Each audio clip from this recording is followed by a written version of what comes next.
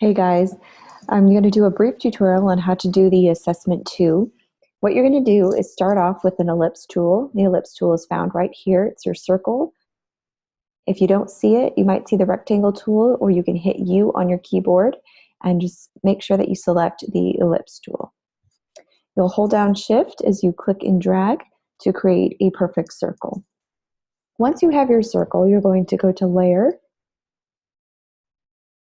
Layer Style, Stroke, and here it pulls up your layer style dialog box. You'll give it a size of 3, or maybe let's try 5, just until you get the desired stroke effect. If you have your preview box checked, you can see the thickness of your stroke. I'm going to probably do 8. There we go. Then you can select your color by double clicking on this color box. I'm going to click a very light brown so you can see it behind the already brown circle.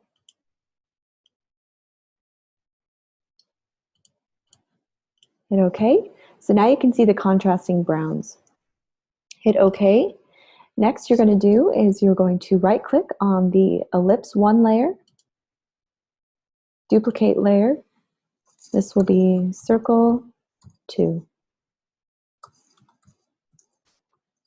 All right, on your circle 2 layer, you're going to go to Edit, Transform, Scale. Hold down Shift as you resize your circle, and we're going to do it a little smaller than the one we already have. Use your Move tool to kind of reposition it in the center. You want it right here in the center. Go back to your layer, hit Command S to save it.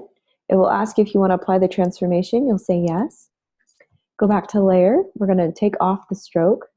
So go to Layer Style, Stroke. And you're going to just deselect it. Hit OK. Now you can't see it, but it is still there. So we're going to give it, I'm sorry. We're going to keep that stroke. I apologize. We're just going to give it a different one. So go back. We're going to make sure the stroke is set to 2. Let's try 4. And I want a white stroke on this, okay? A thick white stroke. So hit OK.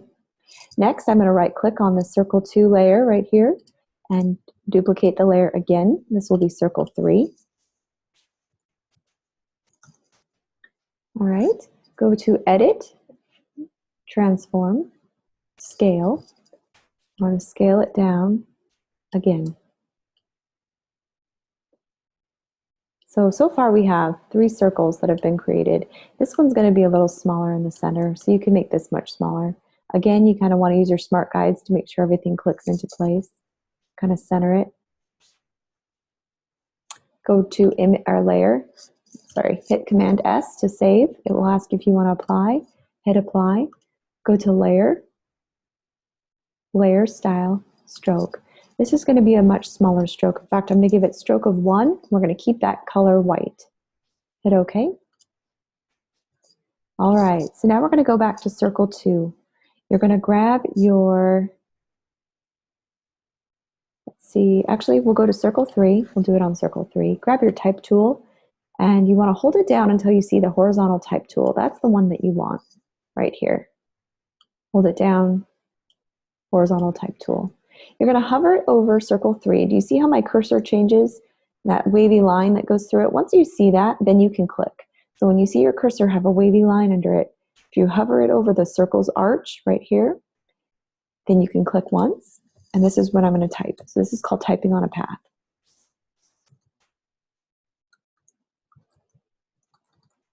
This is going to be the name of my company.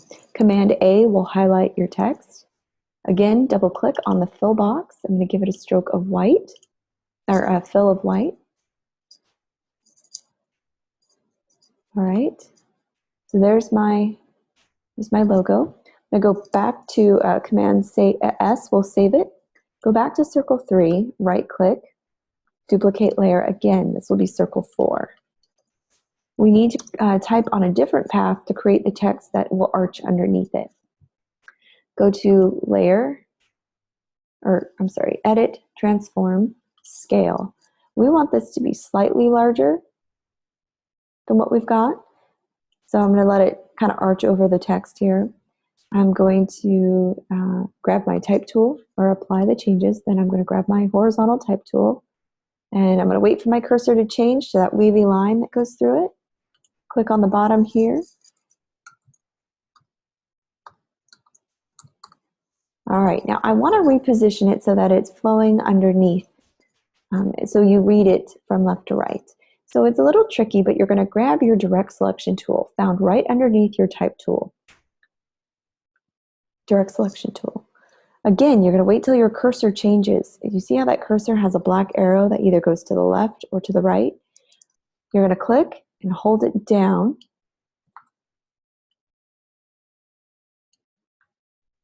See if I can get it to flip. There we go. So you kind of have to start in the middle of the text, click and flip it across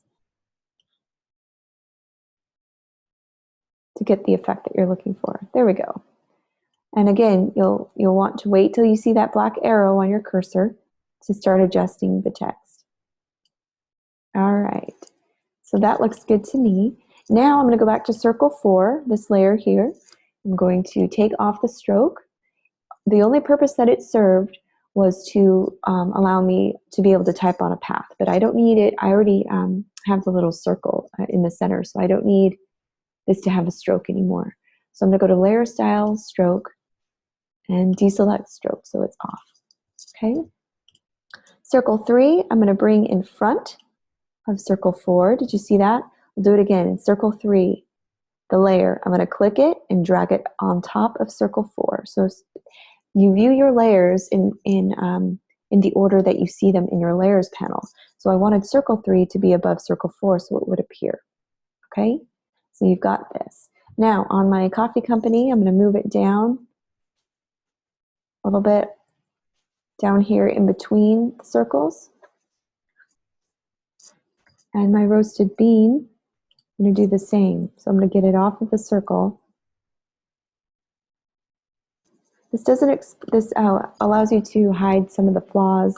The circles may not be the same size.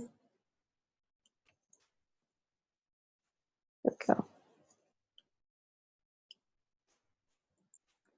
All right, so now that I've got it positioned where I want it, apply, I'm going to add my roasted beans. Now I just pulled some off of the internet. I searched black coffee bean PNG, and I'm going to place embed. I'm going to go to my desktop and see if I can find it.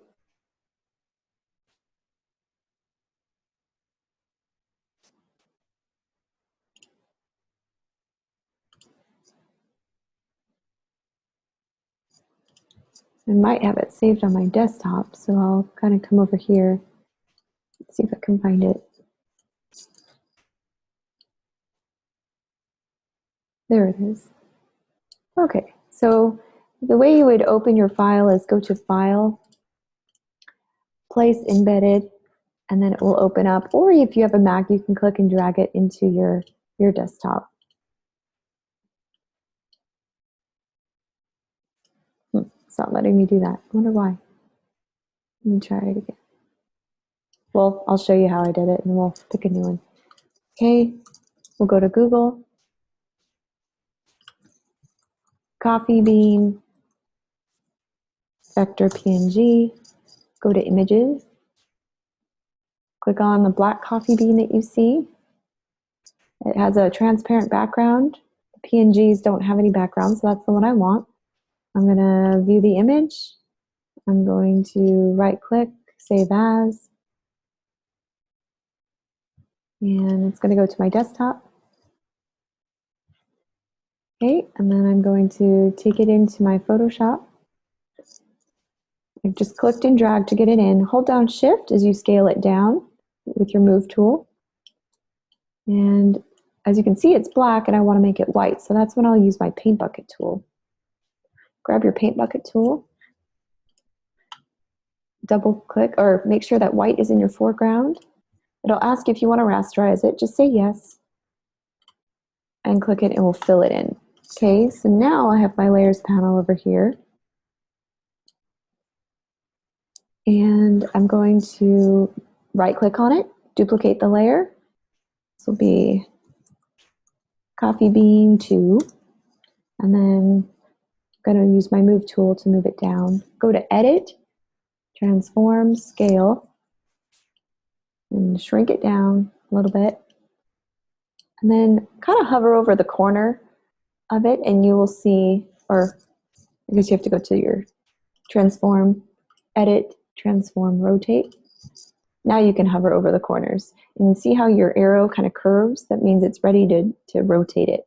Hold down Shift as you rotate and then go to Coffee Bean, your Command S to save, and then go to Coffee Bean, your first one. This will be Coffee Bean 1. And I'm going to go to Edit, Free Transform. This will allow me to shrink it down a little bit, kind of rotate it.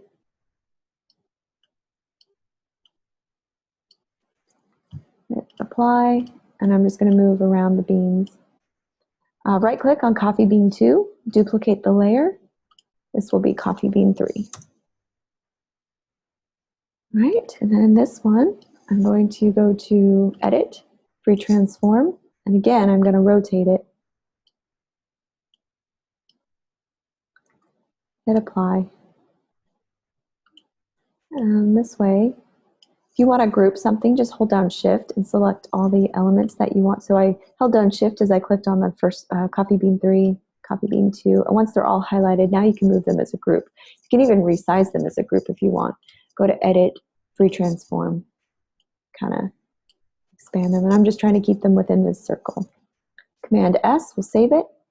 And there you go. You've made your first logo. I realize that this was a little rushed, but hopefully you have the steps that you can go and rewind and see how this is done. Good luck, guys.